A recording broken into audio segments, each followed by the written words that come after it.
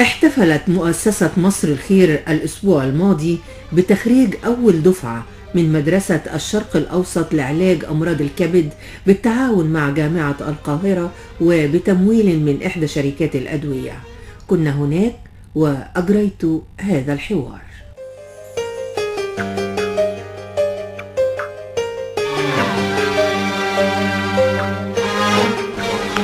مستمعينا الأعزاء، وضيفنا اليوم هو الأستاذ الدكتور جمال عصمت، مقرر عام مدرسة الشرق الأوسط لأمراض الكبد، أستاذ أمراض الكبد بجامعة القاهرة، نائب رئيس جامعة القاهرة. أهلا بحضرتك. أهلا بحضرتك وبالسادة المستمعين جميعا. ونقول مبروك تخريج 52 من الأطباء الأكفاء إن شاء الله في المستقبل. الله يخليك. الحقيقة احنا يعني سعداء النهاردة، سعداء لأن ده الدفعة الأولى. أيوة. ودايما الدفعة الأولى بيبقى لها معزة خاصة، وبالإضافة لكده أن مع تخرج الدفعة الأولى بننشئ رابطة خريجي أكاديمية الشرق الأوسط لأمراض الكبد. فده تخرج الدفعة الأولى وبداية إنشاء رابطة خريجي هذه المدرسة أو هذه الأكاديمية.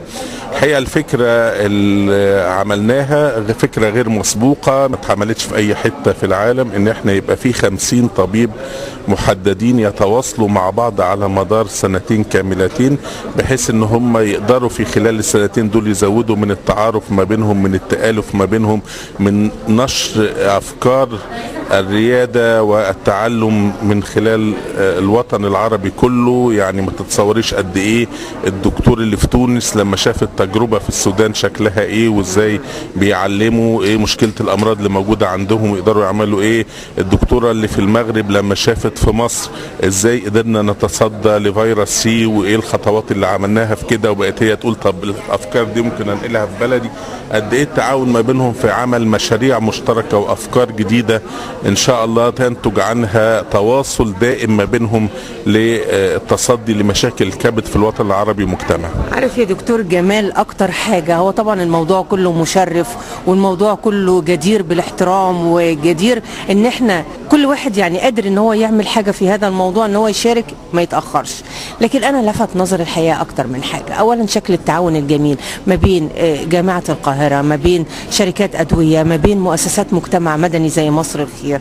ده رقم واحد. رقم اتنين، مصر تعود لريادتها، مصر تعود لتعليم أطباء داخل مصر من دول العربية. فمصر عادت لمكانتها. دي اكتر حاجة يمكن لفت انتباهي، انه لما قابلت الاخوة العرب والاخوات من الاطباء قالوا لي احنا ما كناش متصورين ابدا ان انتوا تقدمتوا قوي كده في مجال الطب بصفة عامة ومجال علاج الامراض الكبدية على وجه الخصوص. هو الحقيقة يعني ده مجهود طول عمر مصر بتقوم بيه. يمكن في فترة من الفترات حصل تقصير من ناحية مجهودنا تجاه الدول العربية. ما كناش عارفين نسوق صح. احنا بنرجع الفكرة دي وبنرجع النقطة دي. انا الحقيقة النهاردة كذا حد يقول لي طب انت عايز ايه من الحكومة المصرية؟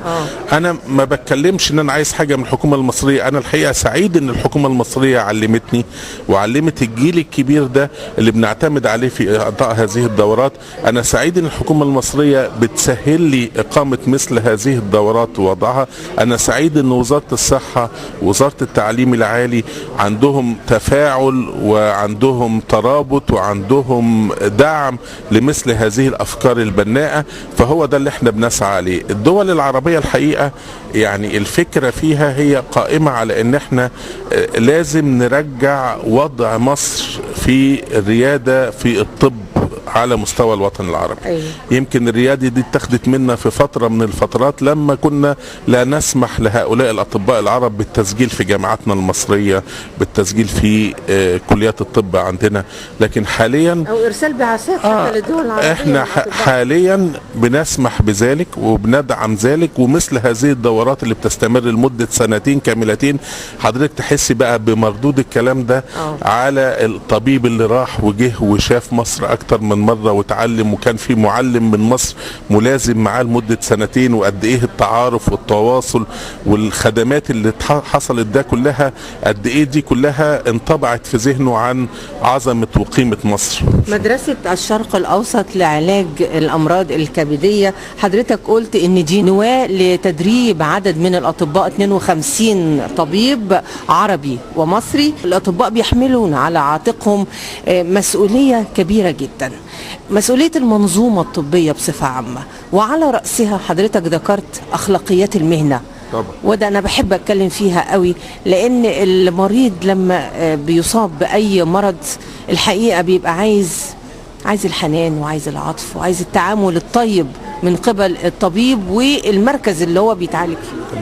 احنا الحقيقة حرصنا في الدورات دي ان يكون فيها دورات لتعلم اخلاقيات المهنة واخلاقيات البحث العلمي واليات البحث العلمي وكيفية التعاون في مثل هذه البنود اللي فعلا احنا محتاجينها جدا في مصر وفي وطننا العربي، عشان نوصل الصورة بتاعة الطبيب اللي احنا بنقول عليه في مصر حكيم.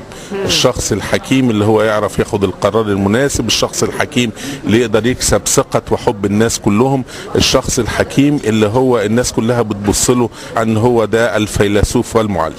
استاذ الدكتور جمال عصمت، مصر خالية من فيروس سي، مبادرة لما تتبناها القيادة السياسية اكيد ده اداكم دفعة ان انتم تعملوا اكتر وتبذلوا مجهود اكتر، لان القيادة السياسية مهتمة ايضا بصحة المريض. فهنقول وقع هذا الخبر او المبادرة عليكم. انا ما اتصورش ان في حد كان سعيد بهذه المبادرة قد سعادة اللجنة القومية لمكافحة الفيروسات الكبدية، لان اعضاء اللجنة القومية بقالهم اكتر من 7-8 سنين بيحاولوا يلفتوا نظر المجتمع المصري الى اهمية التصدي لفيروس سي. في الاول كان في بعض المعارضة مش عن سبب تعطيل، ولكن لان ما هو في عندنا امراض كتير قوي، اشمعنى هنهتم بفيروس سي وما نهتمش بضغط الدم، ما نهتمش بالسكر، ما نهتمش بكذا. بعد كده ابتدى يبقى في اقناع عن طريق الابحاث المتواصله اللي احنا عملناها ونشرناها محليا ودوليا، ابتدى يبقى في خطوات جاده للتصدي لهذا المرض منذ انشاء مراكز للعلاج منتشره في كل محافظات مصر. لكن الخطوه الكبيره جدا هي ان احنا نلاقي هذا الدعم السياسي، وان خلاص اتحط ان القضاء على فيروس سي هي المهمة الصحية الاولى في مصر. وانا كنت بكلم وزير الاستثمار من قيمة يومين وقلت له انت لو عايز تستثمر في اكتر حاجة تستثمر في علاج مرضى فيروس سي، لان لو حتى العلاج ده بيكلفني 1000 جنيه فمردود هذا العلاج بيبقى عليا اكتر من 50,000 جنيه، وإذا كان بيكلفني 10,000 جنيه مردوده عليا 500,000 جنيه. فأنا ده جانب استثماري لازم أحطه. أنا بستثمر هنا في صحة البشر وبستثمر في صحة المواطن المصري، لأن لما بعالجه دلوقتي بمنع أن هو يخش في مشاكل الكبد بعد كده وقيء دموي ونزيف وأورام وزراعة كبد، وبفقد بقى قوة بشرية. واللي أصعب من كده التأثيرات الاجتماعية اللي بتحصل داخل الأسر المصرية واللي تحصل ما بين الأصدقاء لما واحد يعرف ان فلان ده عنده فيروس سي وأثر ده على الشخص. فالحقيقة ده أكبر استثمار نقدر نقدمه لمصر في هذه الفترة. وأنا بقول لحضرتك ان احنا نجحنا ان احنا ناخد الأدوية ب1% من ثمنها، لكن كمان هنصنع الأدوية دي داخل مصر مش بقى ب1% من ثمنها، بأقل من 0.5% من ثمنها. فإن شاء الله ده هيساعدنا قوي على ان احنا نعالج أعداد كبيرة من المصريين وتبقى مصر فعلا خالية من فيروس سي. أنا هخلي الخبر الجميل ده هو الختام.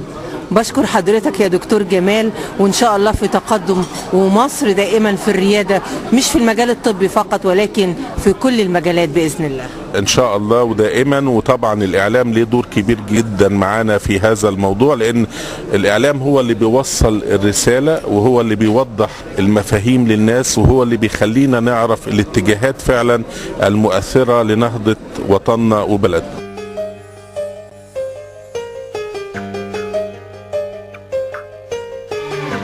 الأسبوع القادم